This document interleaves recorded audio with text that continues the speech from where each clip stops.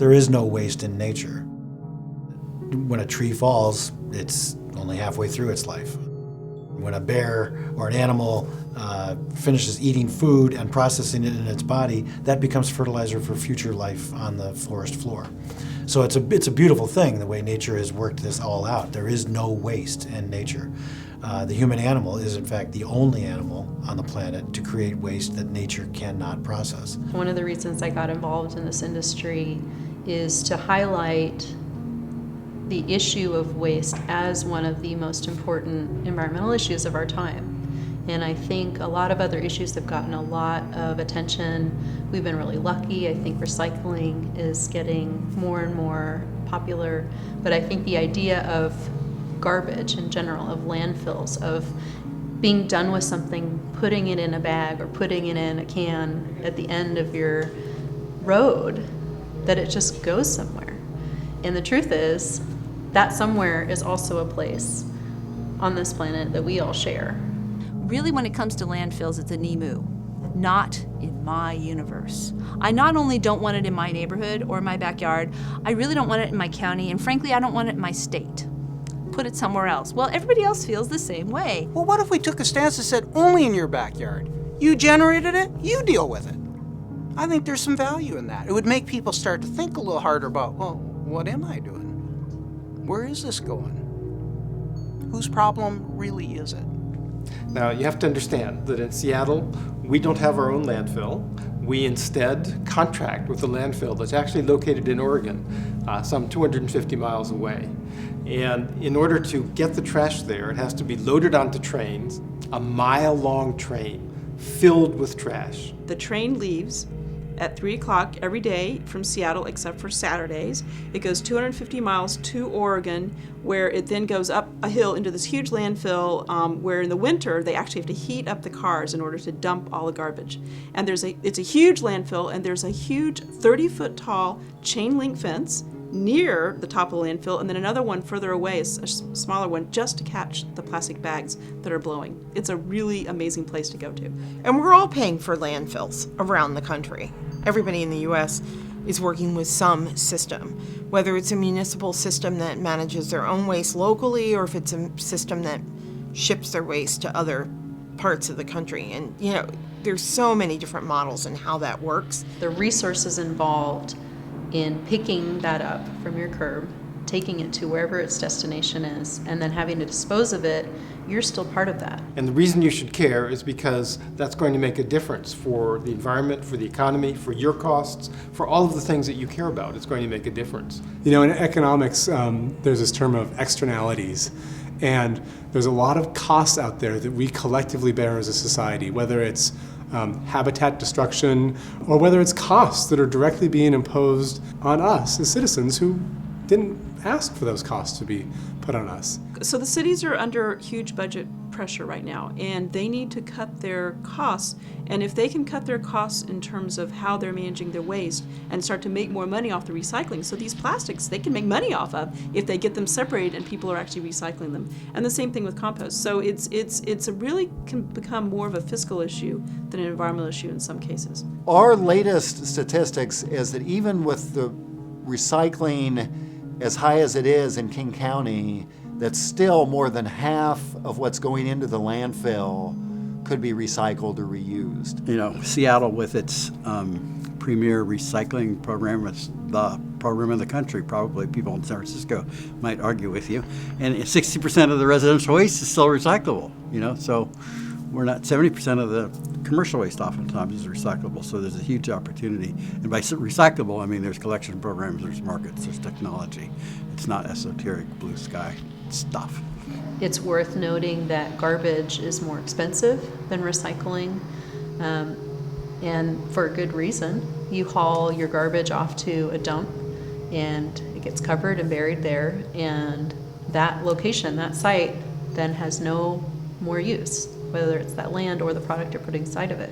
So 3.5 million tons of garbage in the current Cathcart landfill took us 12 years. That was it. It's a 56-acre landfill. You know, you can do the math on how high that was. When it was done, you're not really done. You just don't get to use it for a revenue purpose anymore. Now it becomes a revenue extractor. And you now spend money to maintain this carefully contained trapezoid of trash.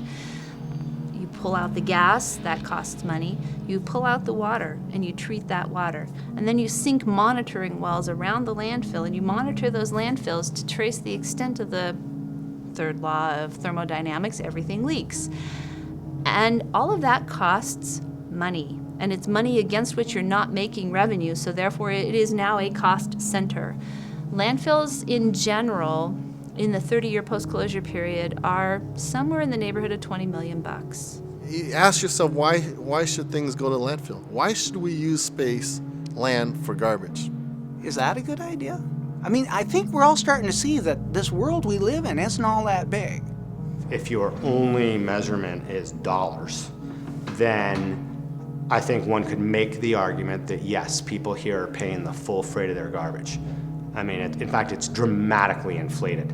Their garbage bill is paying for salmon habitat restoration and graffiti removal and lots of other things that the municipalities do that are good, and those things are funded through utility taxes. But I also believe that if you count the impact on the world and the environment, then there's no doubt that we are stealing from the future.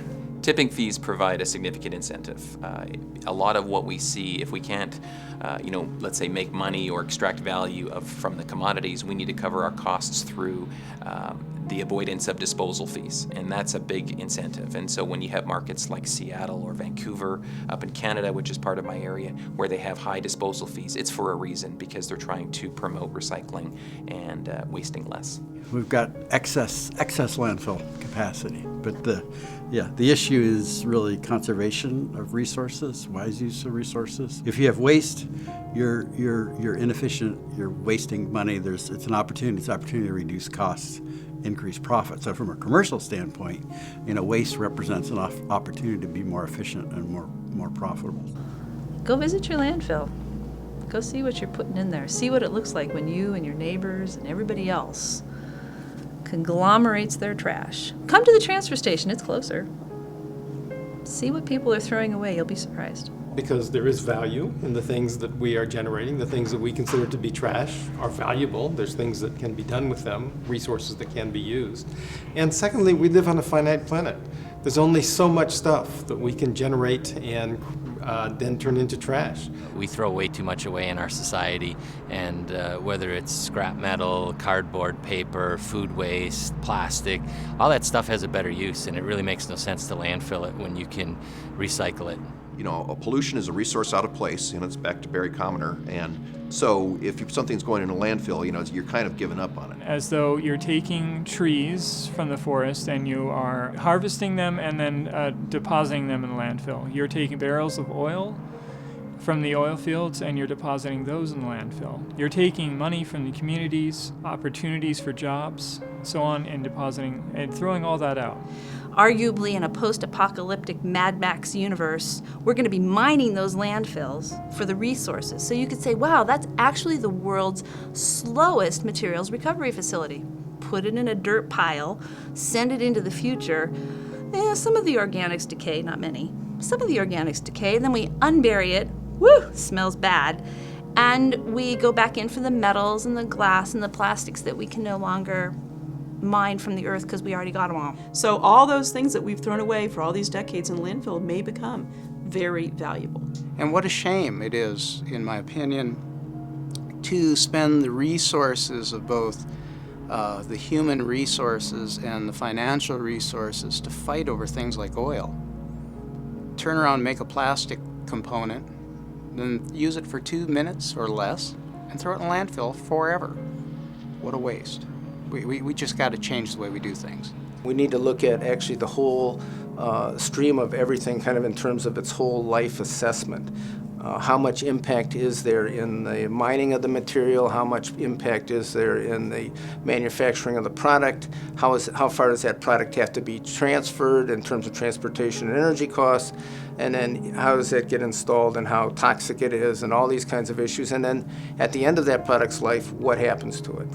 and taking a hard look at that, and then asking the question, do I want to participate in this? Do I want to add to this? And I think most people would say no. I think if they really knew what went into manufacturing and what went into disposal, that they would make an educated decision. And I think most of what we generate because we've been told that it's okay to waste. And I think it's time to tell a new story.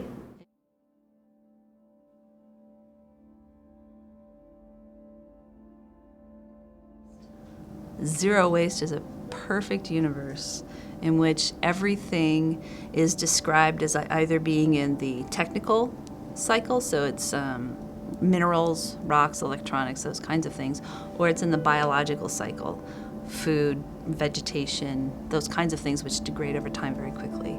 Zero waste is the universe in which everything that falls into one of those two categories, and darn near everything does, is always in a loop, such that you don't have things falling out into waste, falling out into a landfill for somebody else to deal with later. If you look back at the kind of waste that Americans had in the 1900s, in the early 1900s, everything was reused.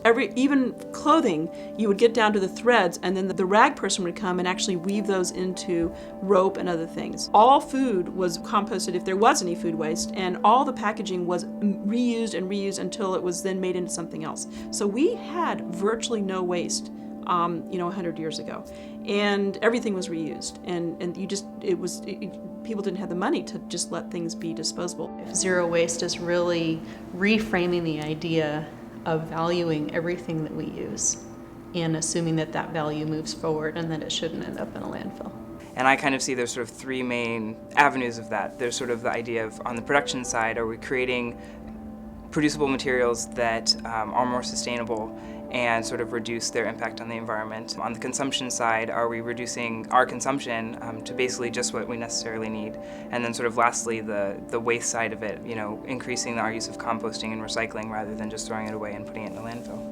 When you talk about zero waste, you're really talking about a system from extraction to manufacturing to production, packaging, distribution, use, and so forth. And there's waste all along the way. It's sort of like saying not giving up. It's like a doctor would say, zero disease.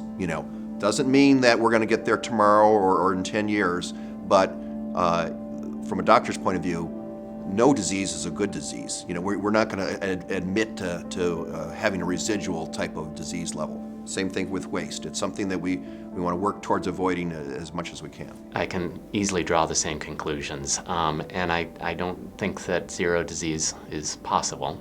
So at the same time, I don't really see that zero waste is possible. We are a save the world type organization, but we're also very pragmatic.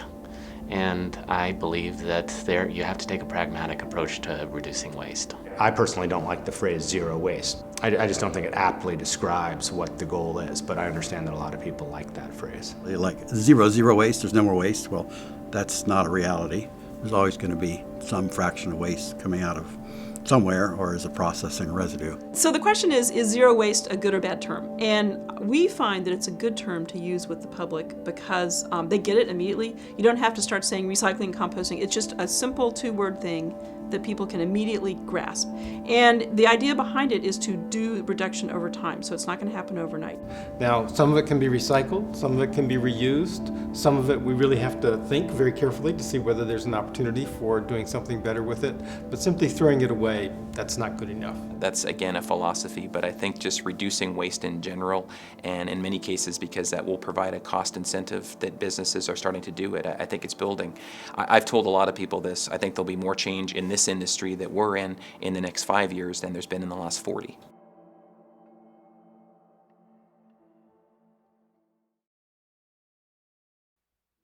I think people look to Seattle as an example of what is possible. For that, the partnerships between the utilities and the private businesses, the sort of policies and incentives that are in place to make it a more economically, attractive thing for businesses to do, and the services that are available. And we have some very innovative haulers and collection services here for people, and there's lots of opportunity to recycle a lot of different materials. Humans are very creative. And somebody will figure out how to make money taking even the least likely candidate for reuse and turning it into something fabulous.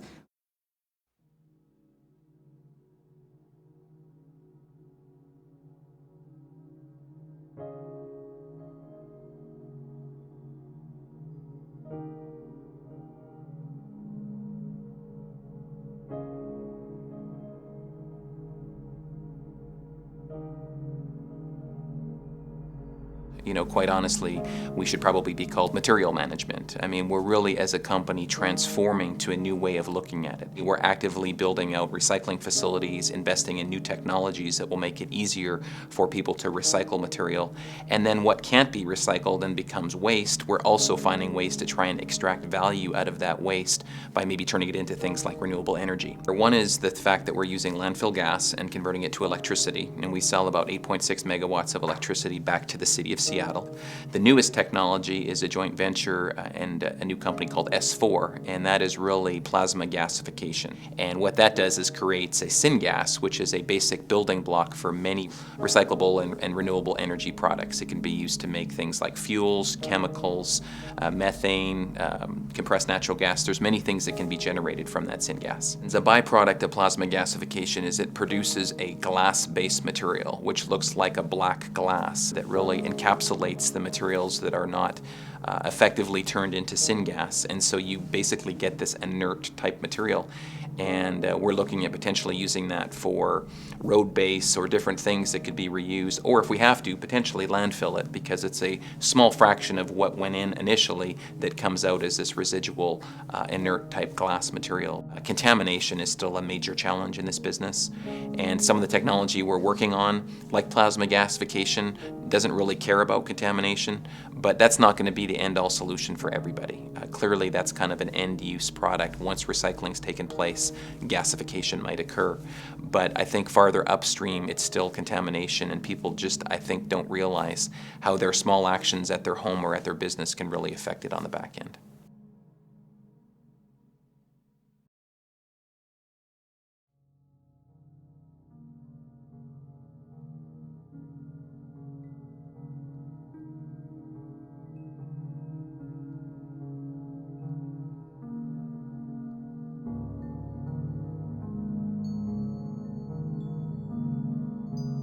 We've diverted over 4 million tons since the company started, and we've made approximately 3 million cubic yards of product that we've sold.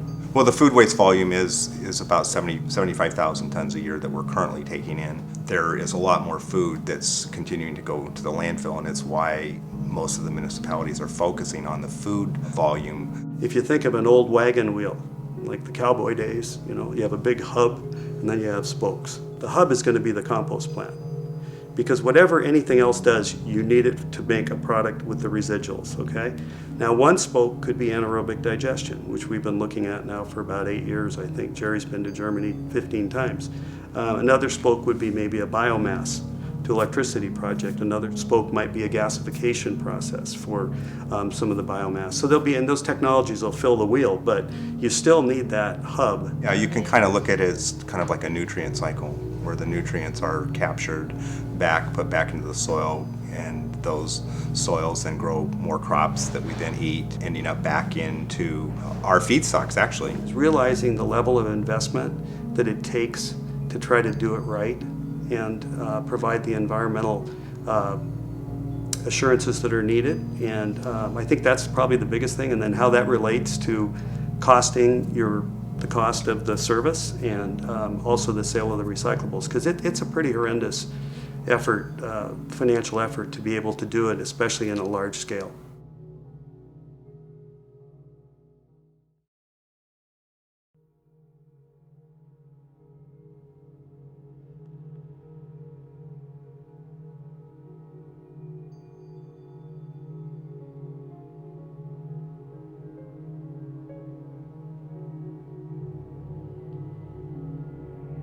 Our guesstimates are that there could be anywhere from 10 to 13 million gallons of used cooking oil in the state of Washington alone. A year? A year, yeah. And but we don't know that for sure. Again, there's so many ways to try to figure out where's this oil being used. That net opens up much larger when you start to think about who is producing food products for consumers. It can be corporations, corporate campuses, shopping centers, airports, property managers, hospitals, universities, and we provide them a solution not only to physically remove it, but to transform it into something much greater than just a landfill waste or an export product to a foreign nation. It starts from our drivers. They go out to the restaurants and the alleys and back of the restaurants. They vacuum out the waste spent cooking grease. They drive it back to our plant and we filter it. And we put it through some centrifuges to take out water and take out solids and food and particulates. Clean it up, we add methanol and a catalyst, and it separates oil and glycerin. What you have at the end of the day is biodiesel and glycerin, and glycerin is our byproduct, and that methyl ester is a biodiesel ready for your engine. The clients we serve, we're taking a waste stream from their business and transforming it into jobs and taxes and low carbon fuel.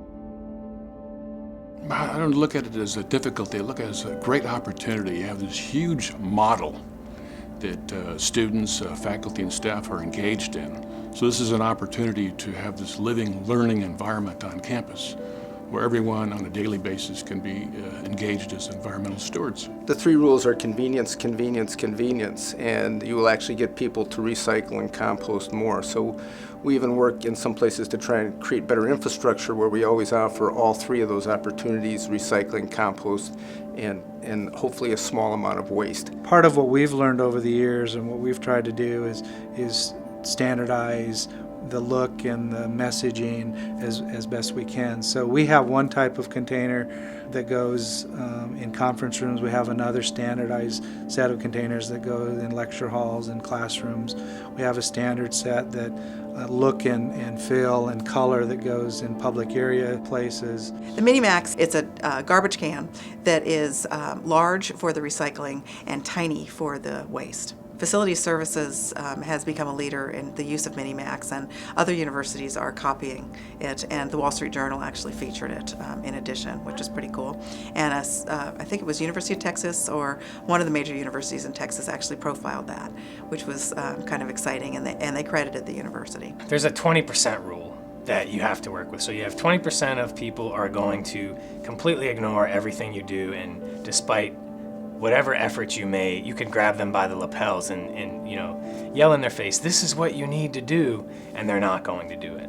And you have 20% of your population that believes fervently in the cause, is so interested in the issue and so wrapped up in it that they're going to participate in everything that you offer them. And then you have your majority, 60% of folks in the middle, who you have to engage and you have to remind. And many folks need to hear things or see things in a variety of ways. And they say, and I can't remember the exact statistics, but people need to see something or hear something like 6 times before they really get it. If you don't make it like simple or like convenient enough for them, they won't do it. And that's probably the biggest challenge, I would think. I mean, it's pure, if they don't care in the first place and they don't think it's convenient, they wouldn't do it. So I guess the challenge is more like how we're gonna spread the message in some kind of way that's convenient and understandable for people that will actually follow it.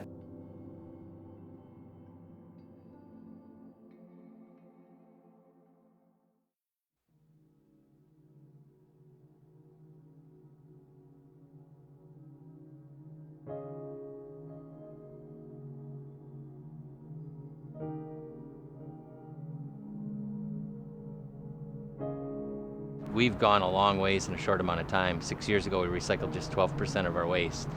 And while we're striving for zero waste, we're happy that we're making progress in the right direction.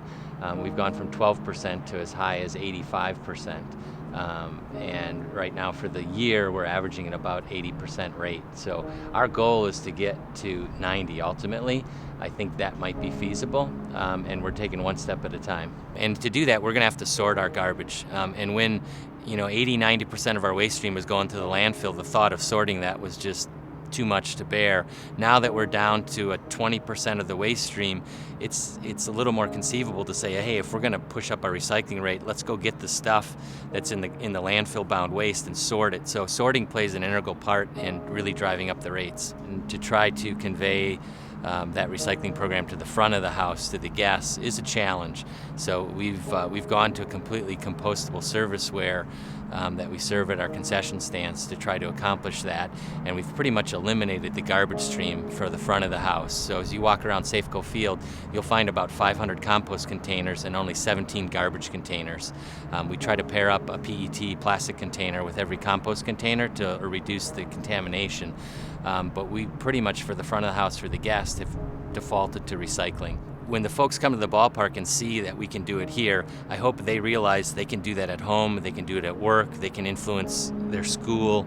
That's what I really hope they walk away from here, seeing that, hey, if you can do it in a ballpark in this big of area with this many people and all the complexities, just take something from that, and ultimately we can do some good things.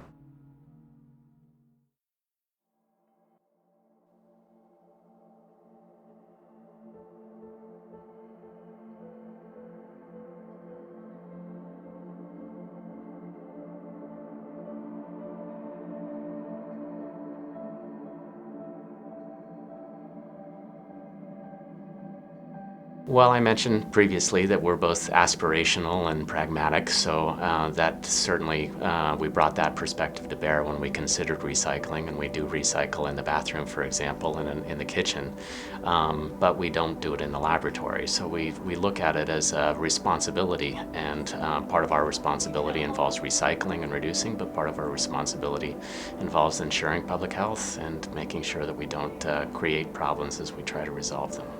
But it's great to know that we don't have to throw away tons of styrofoam boxes every day, because to stay at the temperatures we need, pretty much everything gets shipped in styrofoam. Tons of packages every single day and a lot of styrofoam. A lot of them will come with one small little item in a big, huge box of those peanuts. And it's so nice to be able to just have that recycled, don't have to worry about it. We have a place, over against a wall that we just put that. I think honestly it's made life a lot easier to have these resources here, as opposed to trying to think about, okay, what are we gonna do? Are we gonna fill our own personal garbage receptacles with all the styrofoam? Are we gonna take this huge, printer cartridge and put it somewhere where it could leak everywhere? It's like, nope, it just goes right there and we don't have to think about it.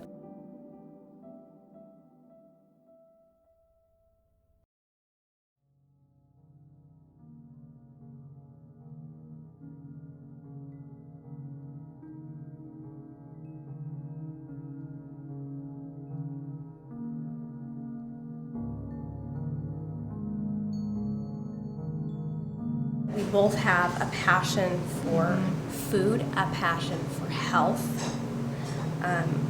We care about our community. We use our food scraps to help local farmers feed their livestock. So it's amazing what trash can do. If it's meat, he doesn't want meat to go to the livestock, so we take that home for our dogs. If it's anything that can be composted that the pigs wouldn't eat, like eggshells and stuff, we put that, and we have a composter outside now, and we put that all in there. We have a waiting list for the pig buckets of pig food. We have some customers that know about it, and they want it for their chickens in there. So we have a waiting list of when one person's done, they want to get it.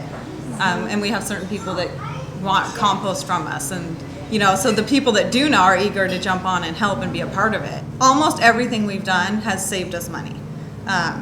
Getting the food scraps and the composter and doing all that, we were able to cut down and get a smaller dumpster. And that saves, $100, $150 a month.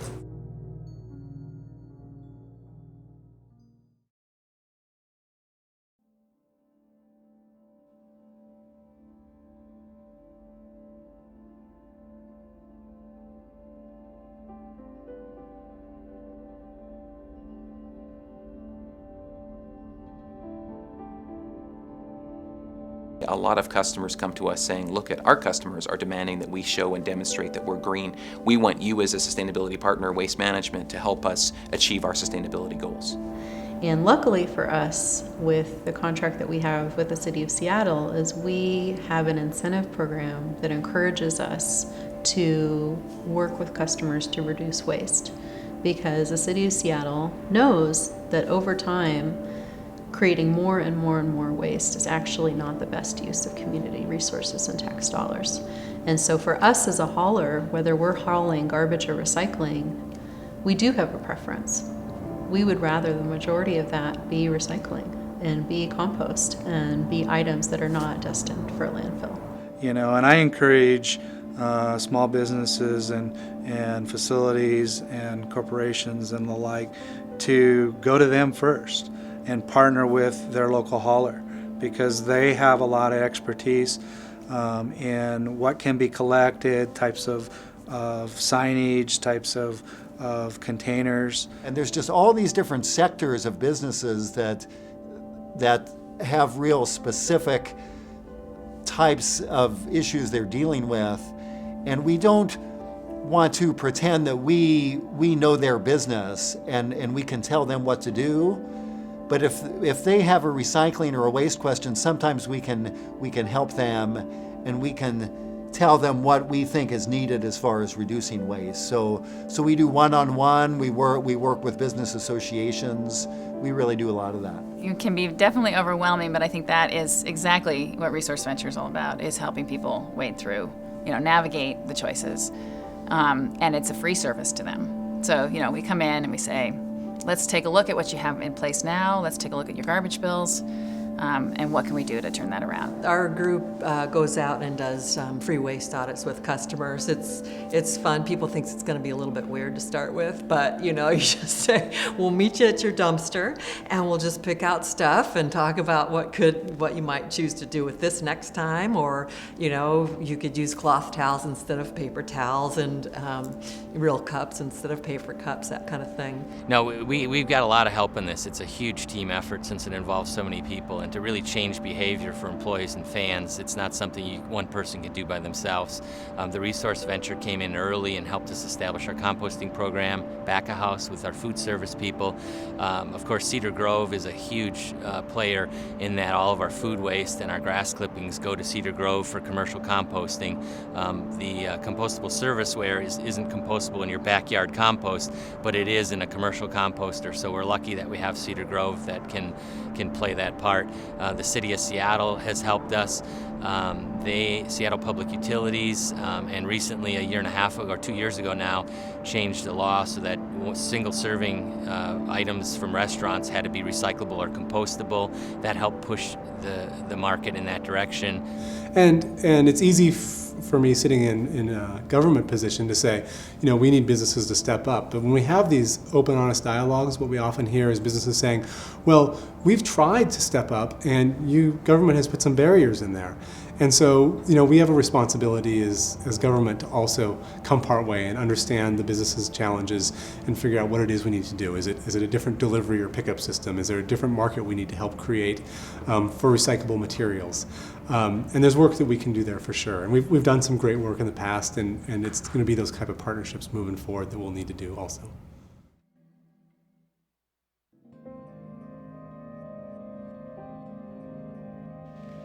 Zero waste initiatives for businesses start with the green team and doing a baseline analysis of all of the waste that's generated on site from that business, whether it's an office building, whether it's a restaurant, whether it is a manufacturing site, and taking a look at production, everything that's purchased for that site, and then everything that's disposed of. What we advocate for is for people to just take small steps. We're not talking about people changing their life overnight. And I think that's what sort of freaks some people out, like, oh my gosh, I'm gotta become green automatically and overnight. And that's not really what happens for most people. It happens over time. I think a lot of companies look at something like this and think it's just too big. It's just too overwhelming. There's no difference, that my business can't make a difference. And I can understand that line of thinking, unless you just start small and say, okay, well, let's just look at our recycle bins at the end of every day, and see what we're recycling. And let's look at our garbage bins, and let's look at our food compost. We didn't even compost food a few years ago at businesses, and now we do. Pick one thing where they can have an impact, and then look at the results of that one change that they made. One, whether it's a purchasing change, whether it's starting, collection of recyclables on site, any of those things can have a tremendous impact. So pick one thing, look at it, gather those numbers, share those numbers, and that'll get you started down that path. And you'll see that there's, economic reasons to do that, and you'll continue down that road and find other ways to become more sustainable. And individually, sometimes there may be a cost to first start a system. There's usually a startup cost. To educate people, there's a cost to starting that up. You may have false starts. You may not have the system designed very well, and so mistakes are easy to make. So there's a lot of reasons why people are cautious about moving forward. But what our experience has been is that once you get people started, then it's like, why weren't we doing this all the time? I think when we talk about sustainability and doing things that are green or being sustainable, we really want to be at a place where we aren't using that word anymore and we're just talking about the way we do things.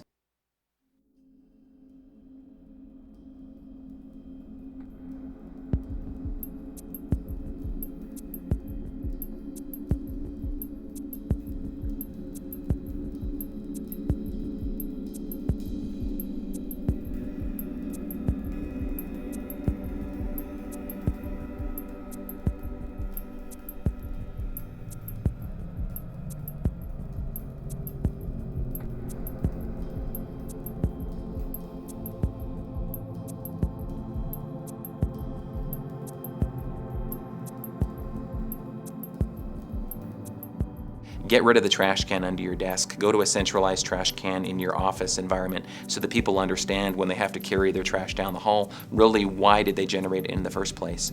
Every single office, every single desk area, in fact, there'll be a couple desks in each office space, and everyone has their own recycling receptacle. So it's not like there's just one for a big room. There's many, many, many, which is great. Right, I got rid of a garbage can in my office 2 years ago. I don't use it at all. In fact, I don't actually have garbage. Because I'll take it out to the main area. And I can't just, even though the garbage can's right there, recycling bin's 10 feet away instead. It's not a big deal to do that. And then after you do it for a while, you get in the habit of it.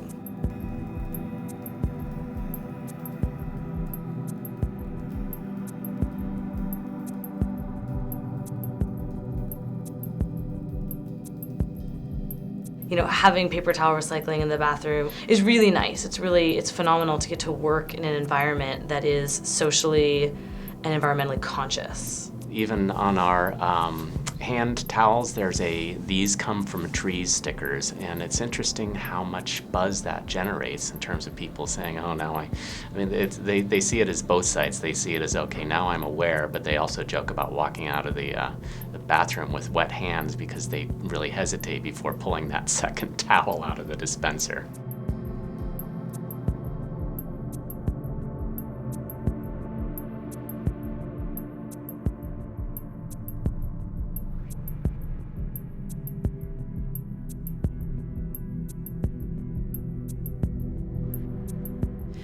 In Seattle, the tiering of pricing for your disposal of trash is higher than if you do recycling or if you do compost. We compost at home and recycle at home, so it's kind of just second nature for me to do that kind of stuff at work. Some people I noticed don't really realize, oh, we can compost this, like there's a food container or paper towels that are dirty, you can put in the compost, and it's just a matter of put it in the right bin. They're all next to each other in the garbage. We make it pretty easy. We've looked at it, and the people who actually do, take their waste and they put it in the recycling and they put it in the trash and they put it in the compost and separate it out, the time that they spend doing that is not significantly more than the time that other people spend doing it incorrectly.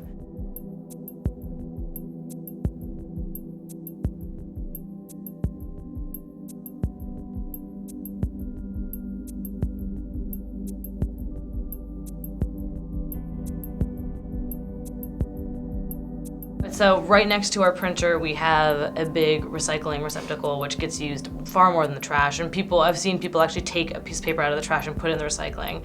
So that happens a lot. In some cases, it's as simple as having offices start by setting their printers to default to two-sided printing and using print preview to see what you're going to print before it pops out. It would be great if the person who's in charge of purchasing would really take a look at the green purchasing they could do. So for example, are they buying really high recycled content in the paper? Are they using printers who are using less toxic inks for the products that they're, their brochures and that kind of thing? We've jumped on recycle, which is the last thing in the hierarchy of reduce, reuse, recycle.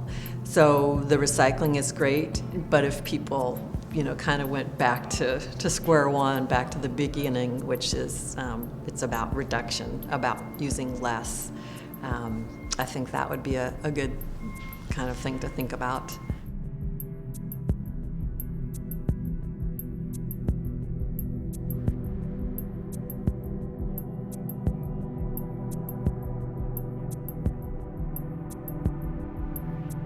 We are so lucky here in the Pacific Northwest. We are full of very creative, private recyclers that have found recycling and reuse solutions for everything from bicycle inner tubes to styrofoam, things that would normally end up in the landfill. In January of last year, we for the first time, styrofoam block, there was an ability and a market to divert that. There was never a local processor that would take styrofoam block.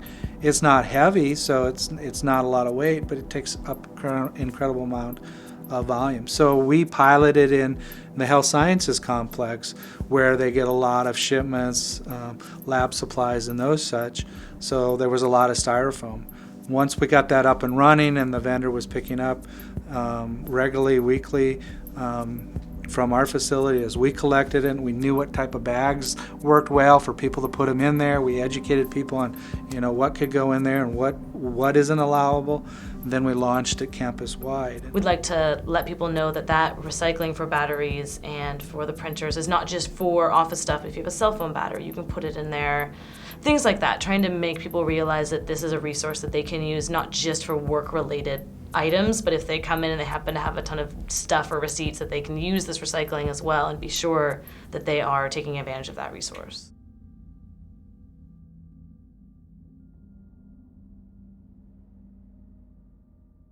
So sustainability also is about supporting the local economy. And when you work with local vendors and you explain your vision about sustainability, you find out that they have their own vision about sustainability too. And by collaborating together, you can really help drive sustainability for your region by working with local providers and by supporting the local economy. So you've got to get a team of people to help you because you can't do it yourself. If you're running a business, you don't have time to deal with it. Small businesses in particular, they're limited for resources or limited for staff. You need basically a network of capacity and willingness. And through our service provider, we have that capacity, and then through education within IDRI and through working with other organizations in this building, we've developed a willingness on the part of the individuals to participate. And the more that we can partner with various suppliers as well as our utilities, as well as our kind of peer businesses, we're all going to be more effective. And so I think it's working together. I think it's making commitment as a company, setting some goals, writing them down, making sure everybody knows what they are, and then working toward them and making sure that everybody can participate in a meaningful way toward that and be part of the success.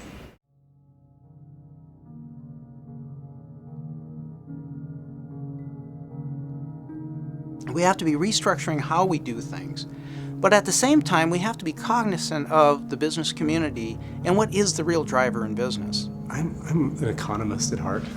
I'm a finance guy, a numbers guy, and the things that drive me to take on challenges oftentimes are economic. And so when you show me a garbage can that I'm currently using and say, but if you could get all your garbage into something half the size, you would save $15 a month. Even if $15 isn't a significant amount of income for me at the time, it's real. And now you've issued the challenge. In this day and age, it's not just about the environment, it's about the economics. And we've spent a lot of time over the last few years making sure that our system is efficient and is viable, economically viable. And so when I talk to the campus community, I can go out and tell them that it's not only the right thing to do for the environment and the planet and our university, but it's the right thing for your pocketbook, because it is cheaper for the campus, and we do have large amounts of avoidable costs because of the things that we do. I mean, I think in general, everyone wants to do the right thing, but clearly there's a cost barrier to some degree. And by being more efficient, to me, equals less cost. And so it's not just waste in the sense of garbage, it's waste in the sense of process waste. And so when you come in and look at your business and take a step back, maybe there's ways that you can reduce the actual garbage you put out, but maybe in the same process you can figure out ways to just be more efficient and therefore save money. Look at improving efficiencies, and it's not just about alternate products or supplies. It's about eliminating excess and looking at that consumption part of the equation. I would say that it's essentially been cost neutral, that we've taken our resources, we've used them more wisely, and we've ensured that they've had the greatest impact possible. And that involves developing new technology for the developing world, vaccines, diagnostics, and new drugs, but it also ensures that we reduce our waste in a way where we don't have an impact on the same developing world that frequently receives the developed world's wastes. Solid waste disposal costs are not a huge part of the costs for most businesses. For some they are, but for most they're not. But they actually are able to help foster an environmental ethic in their employees, which every evidence that we have demonstrates that improves people's morale, it makes people more cooperative, more ready to work, and it provides you with an ability to market to the public as a company that really cares about the environment. And a lot of times we talk about the economics in this very small sense of how many dollars and cents you're going to save, but the fact is the productivity of your employees and the ability of your company to move in the market successfully and to have a good, positive, popular image is actually a much more important economic benefit. It's all about environmental benefit, brand value, and your customers, and saving money, right? So if you can do something and it speaks to your customers, adds your brand value, has real, true environmental impact, why wouldn't you do it? I've never had a business person tell me, that doesn't make any sense to me. Everybody says, wow, that totally makes sense. Whether or not they step forward and invest is another thing, but I've never had anybody tell me that doesn't make sense. I think we live in a part of the country that places a high value on this. And our awareness level is much higher up here than it is in other parts of the nation. So I think that it has moved from an esoteric, unusual thing to a thing that brands really do want to attach themselves to.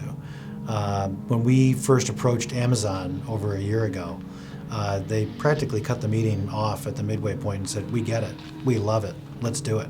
They said, "We don't need to hear more." And we collect all the used cooking oil from Amazon, which has only gone up significantly since they moved their campus down to South Lake Union. And it's a brand value to them. It's very important to them as part of their larger enterprise to minimize the environmental impact of their business. And that gets to consumers, even if from a corporate standpoint like that, or from a restaurants in the Seattle area, the Space Needle, SeaTac Airport. These are all places that are like, hey, if we can do the right thing, why wouldn't we? And it makes us very proud because we do believe that we're doing good work in this area. But I also think it continues to be an incentive. It's better to get an A or better to be number one. Being in the top 15, that's great, but let's strive for more. We're never going to be perfect, and so it continues to be a catalyst.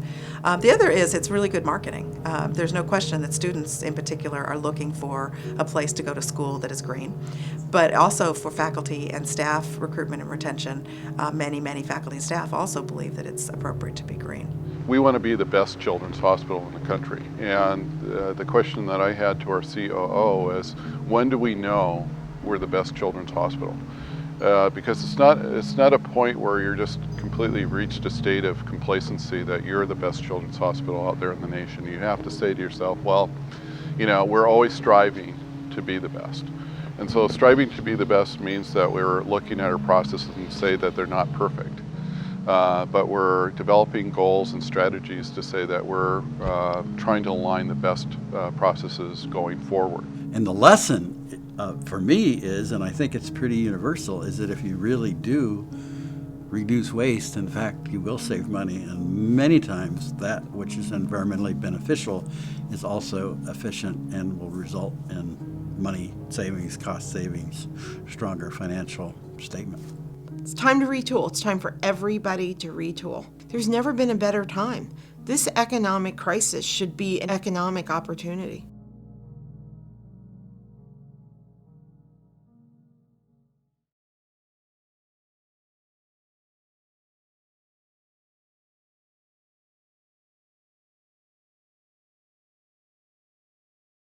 I was a plunderer of the earth. My business, of which I was so proud, was a plunderer of the earth, part of a system that had to change. And I resolved to do what I could in the time I have left to change that.